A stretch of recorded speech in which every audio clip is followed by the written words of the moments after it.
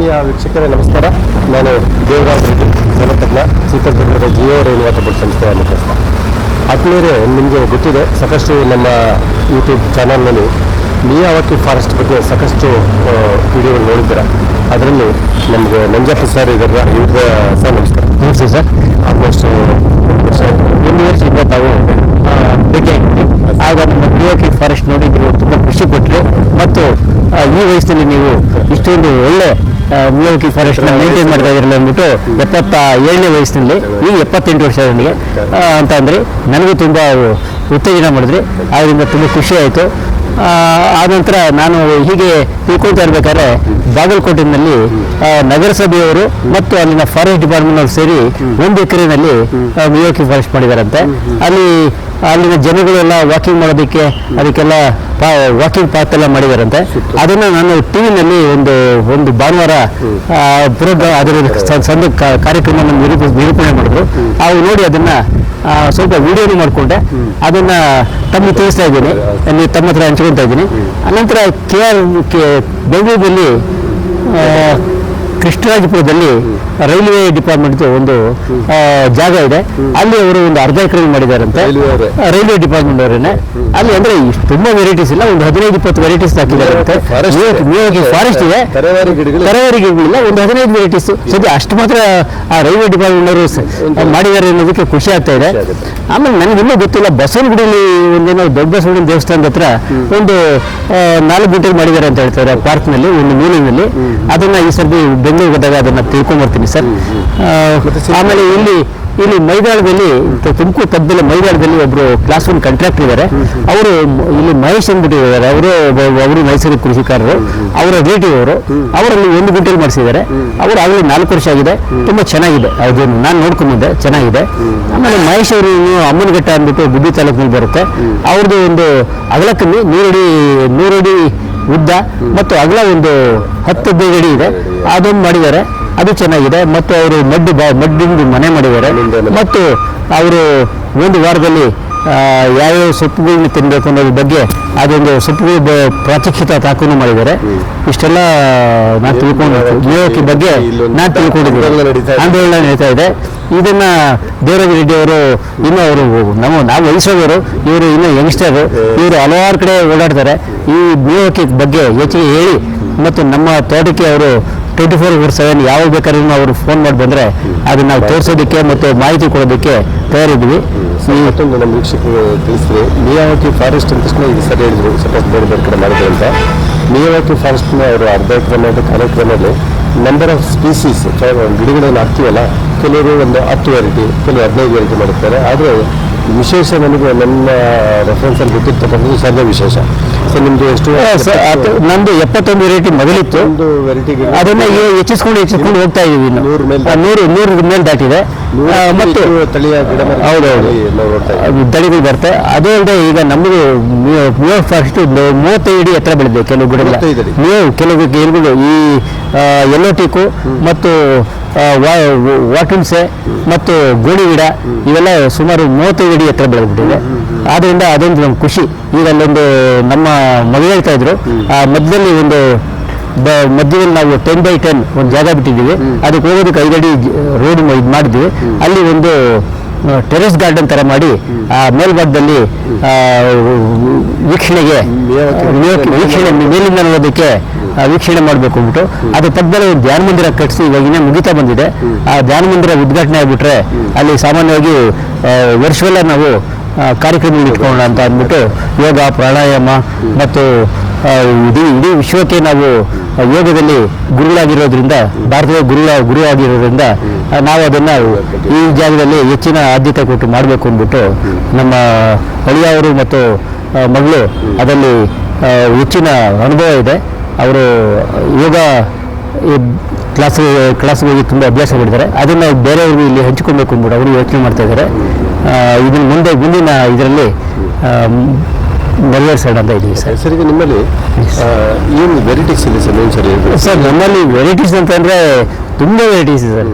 ಕರಿಲಕ್ಕಿ ಇದೆ, ಗೆಜ್ಜಿಗೆ ಇದೆ, ಗುಲ್ಗಂಜಿ ಇದೆ. ಗುಲ್ಗಂಜಿನ ಕಪ್ಪು ಬಿಳಿ ಗುಲ್ಗಂಜಿ ಇದೆ. ಆಮೇಲೆ ಗೋಣಿ ಇದೆ, ಹೊಂಗೆ ಇದೆ, ಒಳ್ಳೆ ಹೂವಿನ ಗಿಡದಲ್ಲೇ ತಾಮ್ರಪರ್ಣಿ ಅಂತ ಇದೆ. ಆಮೇಲೆ ಕೆಲವು ಸರ್ತಿ ತಕ್ಷಣ ಜ್ಞಾಪಕಗಳೆಲ್ಲ ಸರ್ ಇದು ಹಣ್ಣಿನ ಗಿಡಗಳು ಸರ್? ಹಣ್ಣಿನ ಗಿಡಗಳಲ್ಲಿ ನಮ್ಮದು ಸ್ಟಾರ್ ಫ್ರೂಟ್ ಇದೆ. ಆಮೇಲೆ ಚೆರ್ರಿ ಹಣ್ಣಿನ ಗಿಡ ಇದೆ. ಆಮೇಲೆ ಹೆಬ್ಬಲಸ್ ಇದೆ. ಮಲ್ಲಿಕಾಯಿ ಇದೆ. ಇನ್ನೂ ಹಲವಾರು ಹಣ್ಣಿನ ಗಿಡಗಳು ಇದೆ, ಹಲವಾರು ಹಣ್ಣಿನ ವೆರೈಟೀಸ್ ಇದೆ ಸರ್. ಸರ್ ಈಗ ನಿಮ್ದು ಪ್ರತಿ ಗಿಡದಿಂದ ಗಿಡಕ್ಕೆ 1 ಮೀಟರ್ ಅಷ್ಟೇ ಗ್ಯಾಪ್ ಇದೆ ಸರ್? ಮೀಟ್ರ್ ಇಲ್ಲ ಸರ್, ಅದು 3 ಅಡಿ ಇಲ್ಲ, 2 ಅಡಿ ಗ್ಯಾಪ್, 2ರಿಂದ 2.5 ಅಡಿ ಇದೆ ಗಿಡದಿಂದ ಗಿಡಕ್ಕೆ. ಈ ಥರ ಇದು ಮಾಡಿದ್ರೆ ನಾವು ಒಳಗಡೆಗೆ ಇದು ಮಿಯಾವಾಕಿ ಅಂತ ಅಂದರೆ ತಮಗೆ ಗೊತ್ತಲ್ಲ, ಜಪಾನ್ನಲ್ಲಿ ಒಬ್ಬ ಪರಿಸರವಾದಿ ಫಸ್ಟ್ ಇದನ್ನ ಅಲ್ಲಿ ಈ ಥರ ಫಾರೆಸ್ಟ್ ಬೆಳೆಸಿದಂತೆ. ಆದ್ದರಿಂದ ಅವನ ಹೆಸರಿನಲ್ಲೇ ಈ ಪ್ರಪಂಚದಲ್ಲೆಲ್ಲ ಮಿಯಾವಾಕಿಯನ್ನು ಮಾಡಿದರೆ ಅವನ ಹೆಸರು ಇಟ್ಬಿಟ್ಟಿದ್ದಾರೆ. ಮಿಯಾವಾಕಿ ವ್ಯಕ್ತಿ ಹೆಸರು, ಜಪಾನ್ನ ಒಬ್ಬ ವ್ಯಕ್ತಿ ಹೆಸರು, ಪರಿಸರವಾದಿ ಅವನು. ಸರ್ ಇವ್ರು ಮಾಡಿ ಎಷ್ಟು ವರ್ಷ ಆಯ್ತು ಸರ್? ಇದು ಆಗಲೇ ಸುಮಾರು ವರ್ಷಗಳಾಗಿದೆ ಅಂತ ನನಗೆ ಕರೆಕ್ಟಾಗಿ ಗೊತ್ತಿಲ್ಲ. ನಮ್ಮ ದೇಶದಲ್ಲಿ ಒಂದು 15 ವರ್ಷದಿಂದ ಇದು ಚಾಲ್ತಿಯಲ್ಲಿದೆ. ಇದು ಎಲ್ಲಿ ಫಾರೆಸ್ಟ್ ಉದ್ಯಾನಗಳಲ್ಲಿ ಒಂದು ಮೂಲೆಯಲ್ಲಿ ಈ ತರ ಒಂದು 4 ಗುಂಟೆಲ್ಲೋ 5 ಗುಂಟೆಲ್ಲೋ ಮಾಡಿದ್ರೆ ಇದು ಒಂದು ದಟ್ಟವಾದ ಅರಣ್ಯ ತರ ಭಾಸವಾಗುತ್ತೆ. ಇದು ತುಂಬಾ ಒಳ್ಳೆಯದು. ಮತ್ತು ಈ ಹಲವಾರು ವೆರೈಟಿ ಗಿಡಗಳು ಇರೋದ್ರಿಂದ ಆ ಗಿಡಗಳ ಗಾಳಿ ನಾವು ಸೇವನೆ ಮಾಡಿದ್ರೆ ನಮಗೆ ರಿಚ್ ಆಕ್ಸಿಜನ್ ಸಿಗುತ್ತೆ ಮತ್ತು ನಮ್ಮ ಆರೋಗ್ಯನೂ ಅದರಿಂದ ಸುಧಾರಿಸುತ್ತೆ ಅನ್ನೋದು ಅನುಭವ ನನಗೆ ಆಗಿದೆ ಸರ್. ನನ್ನ ಮಿಯಾವಾಕಿ ಫಾರೆಸ್ಟ್ನಲ್ಲಿ ನಾವು ಓಡಾಡಿದ್ರೆ ನಮಗೆ ಬೇರೆ ಕಡೆ ಇರೋ ಎನರ್ಜಿಗಿಂತ ಹೆಚ್ಚಿಗೆ ಎನರ್ಜಿ ಉಂಟಾಗುತ್ತೆ ಅಲ್ಲಿ. ಇದು ಸತ್ಯವಾದ ಸಂಗತಿ. ಸರ್ ಈಗ ನಿಮ್ಗೆ ಕೆಲವು ಹಣ್ಣಿನ ಗಿಡಗಳು ಹಣ್ಣು ಕೊಡ್ತಾ ಇದೆ ಸರ್. ಕೆಲವು ಸ್ಟಾರ್ ಫ್ರೂಟ್ ಕೊಡ್ತಾ ಇದೆ. ಕೆಲವು ಏನಿದ್ರೆ ನಾವು ಹೆಚ್ಚಿನ ಇದು ಮರಗಳೇ ಸಂತತಿ ಹಾಕಿರೋದ್ರಿಂದ ಅದು ಇನ್ನೂ ಸ್ವಲ್ಪ ಮಾವು ಮತ್ತು ವಾಟರ್ ಇವೆಲ್ಲ ಬರೋದಕ್ಕೆ ಸ್ವಲ್ಪ ಲೇಟ್ ಆಗ್ಬೋದು, ಟೈಮ್ ತಗೊಳ್ಳುತ್ತೆ ಸರ್. ಇದು ಸರ್ ಒಳಗಿನ ವಾತಾವರಣ ಅಂತೂ ಒಂದು 3-4 ಡಿಗ್ರಿ ಸರ್, ಗ್ಯಾರಂಟಿ ಸರ್. ಅದನ್ನ ನಾವು ಇದು ಮಾಡೋದಕ್ಕೆ ಆಗಲ್ಲ. ಇಲ್ಲಿ ಮಣ್ಣು ಸರ್ ಅದು ನೋಡಿ, ನಾವು ಹೇಳ್ತೀವಿ ಬೇರೆ ಕಡೆ ಎಲ್ಲ ಮಳೆ ಬಿದ್ದರೆ ಆ ನೀರು ಹರ್ಕೊಂಡು ಹೋಗುತ್ತೆ. ನಾವು ಮಿಯಾವಾಕಿ ಜಾಗದಲ್ಲಿ ಮಿಯಾವಾಕಿಗೆ ಎಂಟ್ರಿ ಆದ ನೀರು ಹೊರಗಡೆ ಬರೋದೇ ಇಲ್ಲ, ಒಂದು ಹನಿನೂ ಹೊರಗಡೆ ಬರಲ್ಲ. ಅದು ಅಷ್ಟು ಬೇರು ಎಷ್ಟು ಮಿಲಿಮೀಟರ್ ಬೀಳಲಿ ಮಳೆ, ಆ ಬೇರುಗಳು ಅದೇ ಹೇಳ್ತಾರಲ್ಲ, ಫಾರೆಸ್ಟ್ ನಲ್ಲಿ ಹೆಚ್ಚಿನ ಮರಗಳಿಗೆ ಬೆಳೆಸಿದ್ರೆ ನೀರನ್ನ ಹೆಚ್ಚು ಇಂಗಿಸುತ್ತೆ, ಅದು ಮುಂದೆ ಅಂತರ್ಜಲ ವೃದ್ಧಿ ಆಗುತ್ತೆ ಅಂತ ಹೇಳ್ತಾರೆ. ಅದು ನಮ್ಗೆ ಇಲ್ಲಿ ಅನುಭವ ಬರ್ತಾ ಇದೆ. ಬಂದವರೆಲ್ಲ ಕೇಳ್ತಾರೆ, ಇಲ್ಲಿ ಸರ್ ನಿಮ್ಮ ಮಿಯಾವಾಕಿಯಿಂದ ನೀರು ಆಚೆ ಹೋಗಿದ್ದೆ, ಹಳ್ಳ ಇದೇನು ಕಾಣಿಸ್ತಾ ಇಲ್ಲ ಅಂತ ಹೇಳ್ತಾರೆ, ಸೌಕಳಿ ಇಲ್ಲ, ಏನಿಲ್ಲ ಅಂತ ಹೇಳ್ತಾರೆ. ಅದು ನಾನೇ ಎಕ್ಸಾಂಪಲ್ ಕೊಡ್ತೀನಿ. ನೀವು ಹಿಂದಿನವರೆಲ್ಲ ಇದನ್ನೇ ತಾನೇ ಹೇಳ್ತಾ ಇದ್ದು, ಮರಗಿಳಿಗಳು ಬೆಳೆಸಿ ಹೆಚ್ಚು ನೀವು ಅಂತ ಹೇಳ್ತಾ ಇದ್ರಲ್ಲ, ಸೌಕಳಿ ತಪ್ಪಿಸೋದಕ್ಕೆ. ಇದೇ ಎಕ್ಸಾಂಪಲ್ಲು.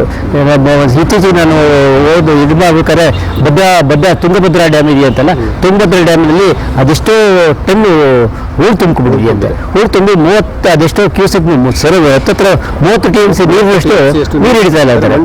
ಇದನ್ನೆಲ್ಲ ನಾವು ಮುಂಜಾಗ್ರತೆ ಮಾಡದೇ ಇರೋದ್ರಿಂದ ಇವತ್ತು ಆ ರೀತಿ ಆಗಿದೆ.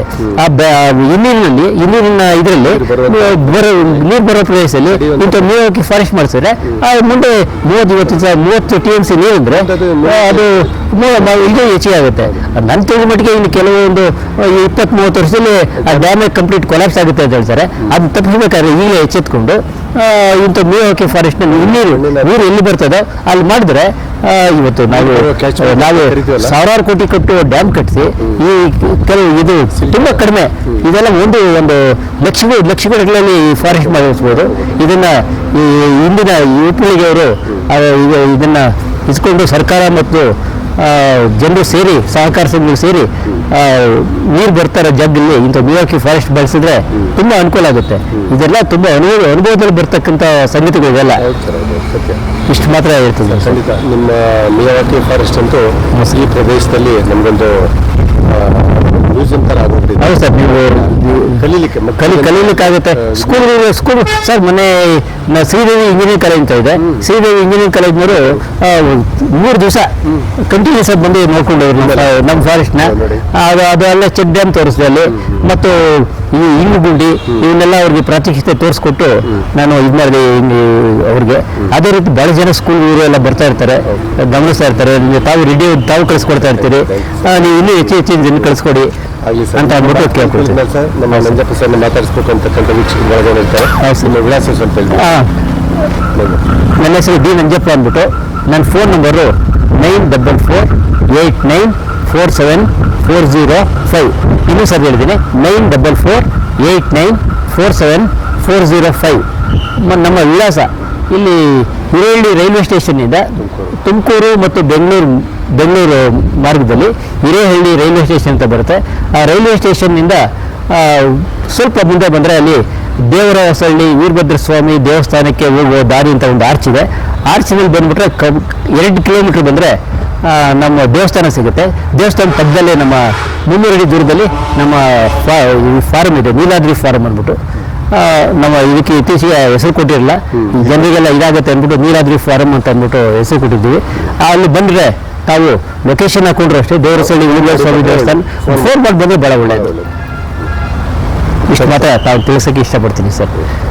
ಧನ್ಯವಾದಗಳು ಧನ್ಯವಾದಗಳು ಸರ್ ತಮಗೂ.